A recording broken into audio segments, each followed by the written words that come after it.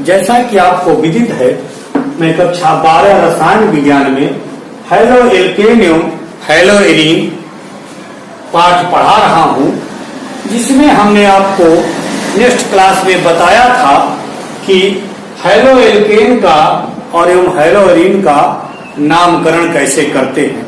तो पहले हम हैलो एल्केन का नामकरण बताएंगे, इसके बाद आपको हैलो एरीन का नामकरण बतलाएंगे।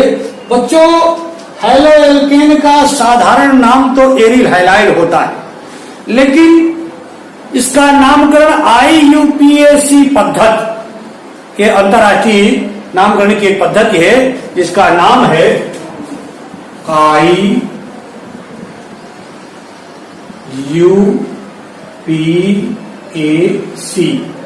आई माने इंटरनेशनल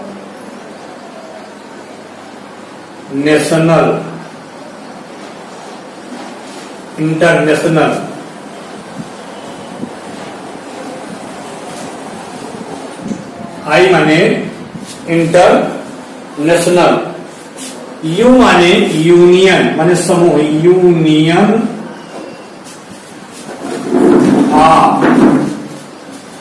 पी माने प्योर, पी माने प्योर, ए माने एप्लाइड,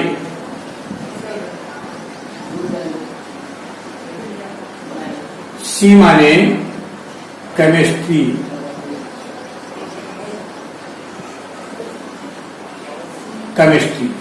ये IUPAC पद्धति है जिसके आधार पर हम किसी भी यौगिक का नामकरण करते हैं। तो IUPAC पद्धति के अनुसार हमको हैलो एल्केन का नामकरण करना है। तो बच्चों, नामकरण कैसे किया जाता है? नामकरण करने के पहले एक हम हैलो एल्केन का उदाहरण लेते हैं। जैसे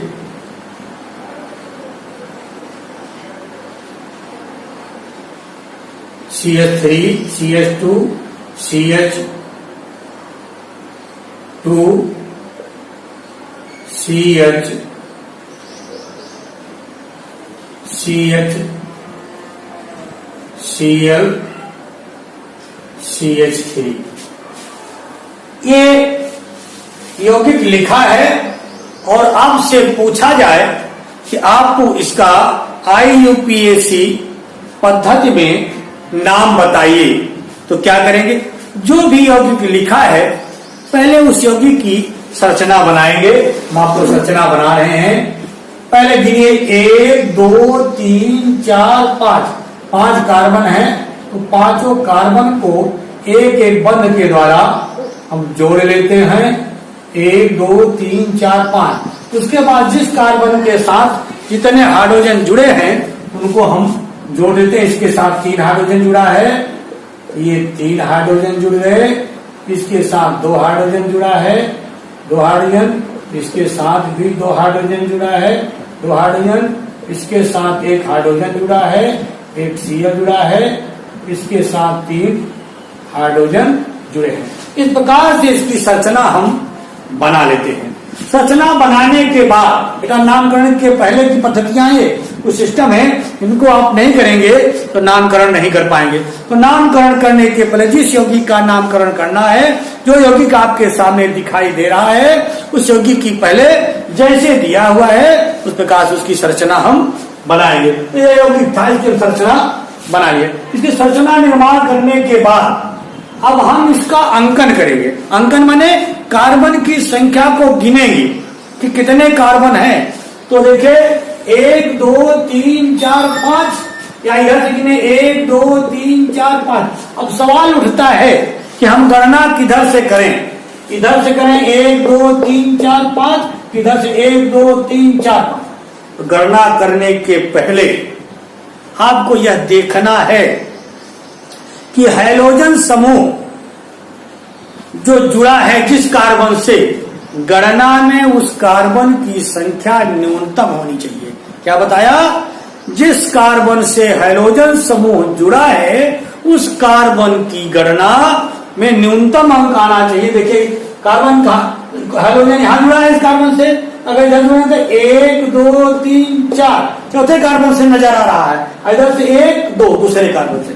तो जिधर से संख्या कम प्राप्त हो गणना हम उधर से ही करेंगे। इसमें गणना इधर से न करके इधर से करेंगे 1 2 3 4 और 5। ये कार्य करने के बाद अब आप देखेंगे कि हाइड्रोजन समूह किस नंबर से जुड़ा है, 2 नंबर से। तो जिस नंबर से वो हाइड्रोजन समूह जुड़ा है उस नंबर को हम पहले लिख करके हाइफन लगा देते हैं। हाइफन माने ये बंद है तो उसको हम लगा देते हैं। तो 2 क्योंकि दूसरे कार्बन से ये जुड़ा है तो हम 2 लगा करके क्या जुड़ा है, Cl।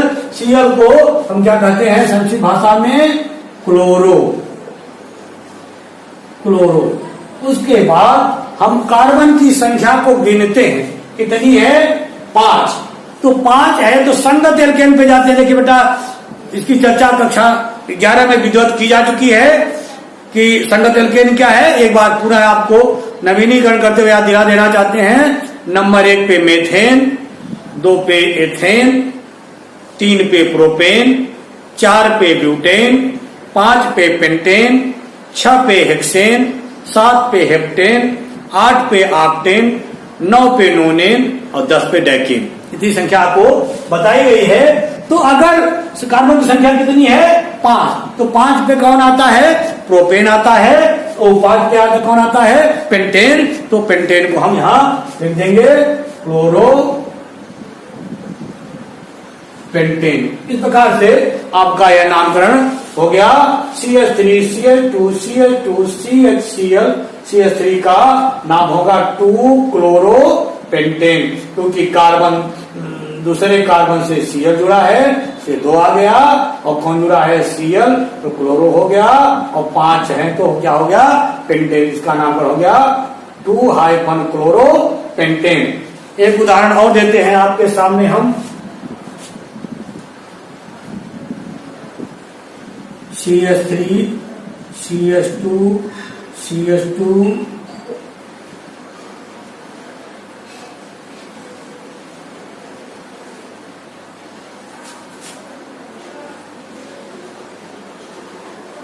ये क्या देखा आपने, CH3 CH2 CH2 C CH3 एक एंट्वाइज होगा यहां, एक एंट्वाइज CHCl और CHCl2। अब इसका नामकरण आपको करना है। तो नामकरण करने के लिए जैसा हमने आपको बताया है, पहले इसकी संरचना बनाएंगे, कितने कार्बन हैं।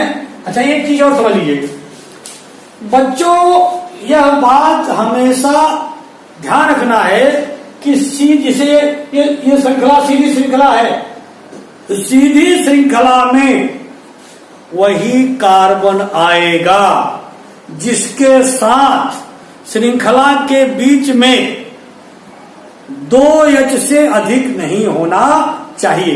एक बात फिर समझ लीजिए कि जिसे श्रृंखला आ रही है, इसमें पहला कार्बन 3H को ले सकता है और अंतिम कार्बन 3H को ले सकता है, लेकिन जो बीच के कार्बन हैं वो किसी भी परिस्थिति में 2 से अधिक H नहीं ले सकते।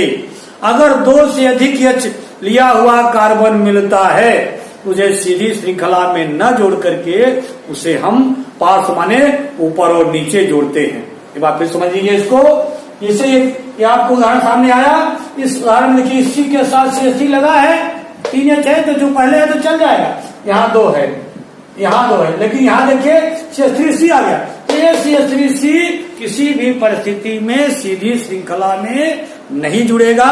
ये कहाँ जुड़ेगा, पार्श्व श्रृंखला में। तो चलिए तो एक पहले हम सीधी श्रृंखला की काउंटिंग करते हैं, 1 2 3 4 5 6 6 1 2 3 4 5 6। अब इसके साथ 3H हमने जोड़ दिया,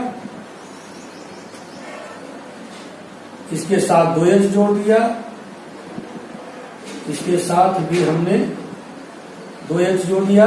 अब इसके साथ CH3 सेकेंड भाई में 2 CH3 जुड़ा है एक को ऊपर कर दिया, एक को नीचे, इनके साथ 3H जुड़ा है। इस प्रकार से हमने इसको संयोग कर दिया। इसके साथ एक H जुड़ा है, एक Cl जुड़ा है, इसके साथ 2 Cl जुड़े हैं और एक H जुड़ा है। इस प्रकार से हमने इसकी संरचना बना लिया। अब इसकी संरचना बनने के बाद बच्चों अब क्या करेंगे, हम अंकन करेंगे। अंकन इधर से करेंगे, इधर से करेंगे, इधर से न करके इधर से करेंगे, क्योंकि इधर से जो है 1 2 3 तीनों कार्बन से जुड़ते हुए यौगिक मिल रहे हैं और इधर से 1 2 3 चौथे कार्बन से संयोजन शुरू हो गया है। तो इधर से गणना करना न्यायोचित नहीं है। गणना हम इधर से करेंगे तो नंबर 1 2 3 4 5 और 6, ये 6 आ गए। अब इसके बाद क्या करेंगे, हम देखेंगे कि क्लोरीन समूह या हाइड्रोजन समूह किन किन कार्बनों से जुड़ा है, उनकी संख्या लिखते हैं। पहला है, एक पहले कार्बन से जुड़े हैं 2 क्लोरीन और दूसरे कार्बन से 1 क्लोरीन, तो इनकी संख्या को लिखेंगे। तो पहले कार्बन से जुड़ा है कितने, 2 क्लोरीन, 1, और फिर दूसरे कार्बन से 2 क्लोरीन, 1 क्लोरीन।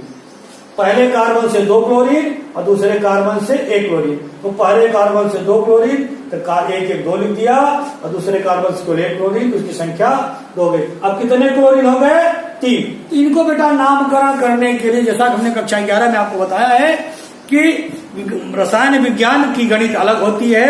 तो है 1 को मोनो, 2 डाई, 3 ट्राई, 4 टेट्रा, 5 पेंटा, 6 हेक्सा, 7 हेप्टा, 8 को ऑक्टा, 9 को नैनो और 10 को डाई कहते हैं। इस प्रकार से अगर इनकी संख्या कितनी आ गई क्लोरीन की, 3 हो गई। क्या लिखेंगे हम, ट्राई। अब क्लोरीन जुड़ा है तो क्या लिख दीजिए, क्लोरो लिख दिया। इसके बाद हम देखेंगे इसमें कुछ क्लोरीन के अतिरिक्त भी कुछ पास श्रृंखला में जुड़ा है। वो क्या है, 1 कार्बन 3 हाइड्रोजन से, नीचे भी 1 कार्बन 3 हाइड्रोजन से लेकर के जुड़ा है। अगर कार्बन के 2 गुने से 1 अधिक, कार्बन के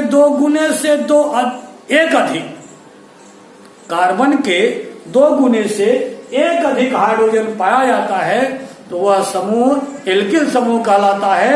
अगर 1 कार्बन है तो वह मेथिल होगा, 2 कार्बन है तो एथिल, इसी प्रकार से आगे बढ़ता चला जाएगा। तो चूंकि 1 ही कार्बन है और 1 माने 1 2 के 2 1 3, तो माने ये क्या जुड़ा है, मेथिल समूह जुड़ा है। अब किस संख्या से जुड़ा है, वो तीसरे कार्बन से। तो हाइफन कामा लगा करके या हाइफन लगा दो, 3, 3 तीसरे कार्बन से 2 जुड़े हैं, 1 ऊपर जुड़ा 1 नीचे, तो 3, 3 हाइफन